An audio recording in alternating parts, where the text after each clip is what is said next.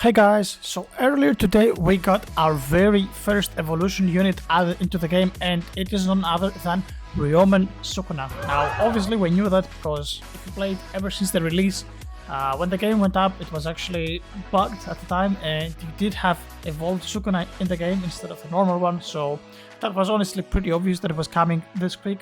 So anyway, let's go ahead and make our SUKUNA into the evolved version, which quite frankly was actually the very first evil SUKUNA that was evolved in the game, because Singh, one of the owners slash head dev, was in my stream at the time, and yeah, I was the very first person that actually evolved SUKUNA, which was pretty cool. So let's jump into the evolution and let's check out how good this guy is and whether evolved mythical units can actually keep up with Celestials or it's just something to do for fun.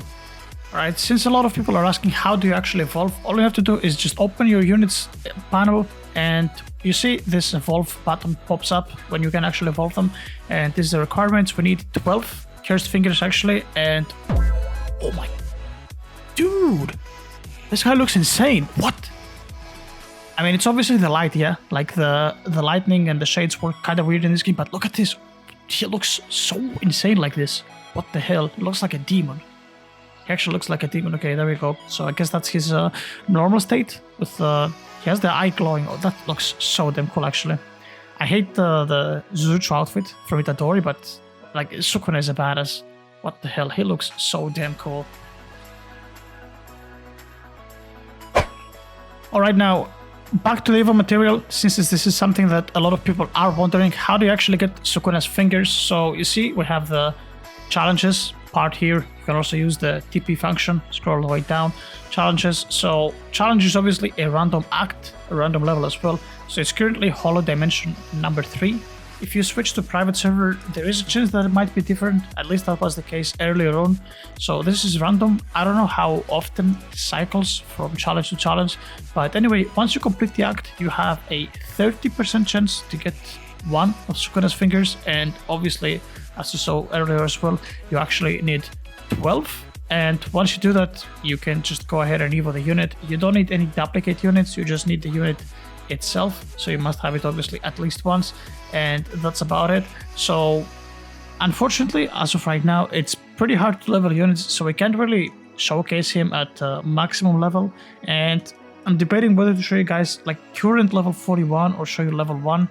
So I think we're just gonna go with level 41 as it is right now. I don't think that there is a point to showcase it at like level 1, although level 1 is better to do some calculations. So the difference from level 1 to 75 is 2.3x. So if you guys have a unit at level 1 and you are like checking his stats, just remember that doing this by multiplying it by 2.3x should give you the numbers at level 75.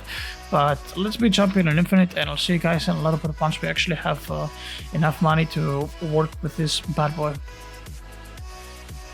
Alright guys, so welcome back. Now first things first, as you will probably notice straight up, his placement cost is actually a lot higher than what it was previously. It's up to 3.5k, so he's, I believe, the most expensive unit in the game so far. So we're just gonna throw him down right about here.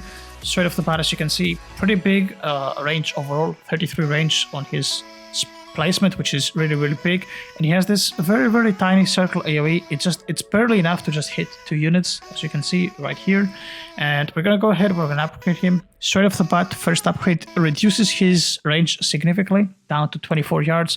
Circle AoE does get a little bit bigger, and from this point onward, like, he's just gonna be getting slightly better and better. Now you see circle AoE becomes a little bit bigger, and on his next upgrade, his SPA is actually going to go up to 4.45 from 1.78, and pretty much this is going to happen for the very many upgrades. As you can see, circle AoE just keeps getting bigger and bigger, and once we get to upgrade 12, we complete the transition to this cone AoE, frontal cone AoE, at a pretty big range, actually 44 range. Obviously we have idle buffing right now. I guess we can just go ahead and delete idle, just so we can probably have a better idea.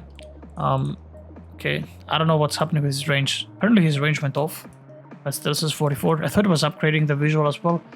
I guess not. And then we have upgrade 13, 47 range, and last upgrade, upgrade 14, that's his stats at level 41, 40k damage, 49.5 at 2.67 seconds SPA with his huge cone. So he does a lot of damage. Now, obviously, we need to talk about his bleed. So original Sukuna was bleed, but now he transitions actually over to this icon that looks like a slash, and that is what's called a dismantle. So think of dismantle as an evolved bleed, like a better version of bleed. And in terms of actual statistics, what it actually does is it deals 2.3 times damage over 6 ticks and slows by 5%. And that lasts for about 9 seconds. So it is pretty much a little bit better version of a bleed. And apparently, obviously, it just stacks just like the rest of them. Now, I thought it was actually 4.7x. I don't know why it says 2.3 here. I'm pretty sure that I read somewhere that it was 4.7. I'll do a little bit more digging on that, I guess. But I thought I saw somewhere that it was 4.7. But looking at the wiki right now, again, it says 2.3. So we'll just go with what the wiki says. 2.3x bleed and a little bit of a slow. And as you guys can see, we have an activatable ability, Flame Arrow. Now this thing actually looks so damn cool. You guys have no idea what you're about to witness. If you haven't seen this so far, it's gonna blow you away. It looks really, really, really freaking cool. So for this, we're gonna turn on some volume. Okay, music is off. Okay, perfect.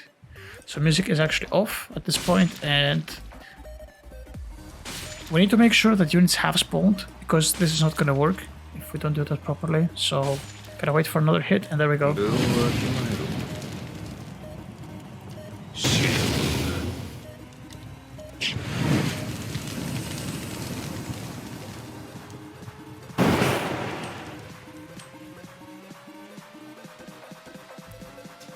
Okay, I don't even know what to say.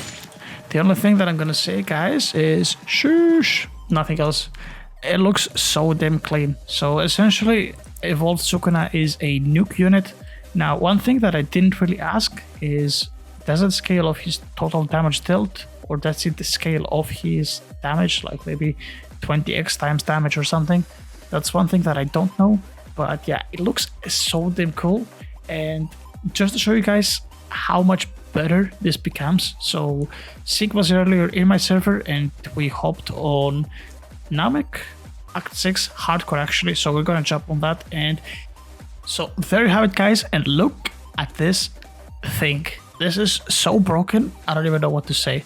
So currently sitting at upgrade 13. Let's just wait until he does actually the last upgrade so we can see his actual damage. But yeah, this is Sukuna with Overlord and level 75. I assume okay, it looks like he doesn't have any talents because he has 0 crit. Sukuna is a unit that you want to go for crit. And look at this, guys, 207,000 damage at a gazillion range. Like, what is this range? This range is so big, and it's only 2.17 seconds SPA. Like, this unit is absolutely ridiculous, and that is even without talents. So realistically, he's gonna do a lot more damage than that.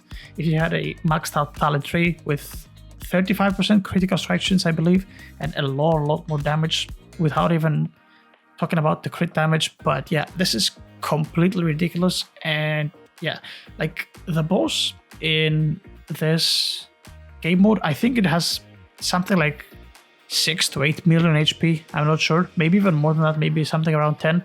Remember, this is Nightmare Act 6, so this is pretty much the hardest act in the game, especially on Nightmare difficulty. And yeah, it was absolutely nothing for Sukuna.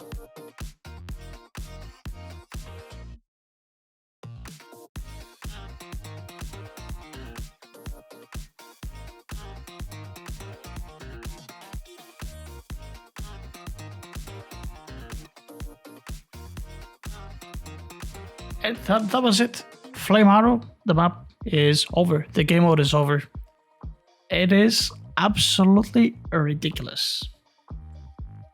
Right, guys, so that's pretty much it for this showcase. Now, one last thing I mentioned about the talent tree. A lot of people have been asking, should you go with crit or elemental damage? And the answer is, you go with crit, because crits actually affect your bleed. And if your bleed actually crits, then it's just going to be perma-critting, since it just like builds on top of that. So you want to start right here in the middle with minus SPA, and then you're going to go for, obviously, empowered crit. You want to continue with negative SPA. Now, here, Enlightened Sight is the best play to go for. Obviously, we go for double crit, and then I don't think that this is actually worth, like, considering how low his SPA is. I don't really think that a minus 10 SPA is actually needed. I think that 10% extra crit is more valuable in Sukuna's particular case. So obviously you're going to follow it with Empowered 3, and then you're going to go Empowered Crit into Bullseye Master, and that should award you with, I believe, 35% critical strike chance, so 15 plus 15, and like 5 more. Oh, never mind, it's not 5 crit. I thought it was 5% extra crit, so yeah, that should be pretty much the 3 for Sukuna, and that is pretty much it. Now, is this the best unit in the game right now?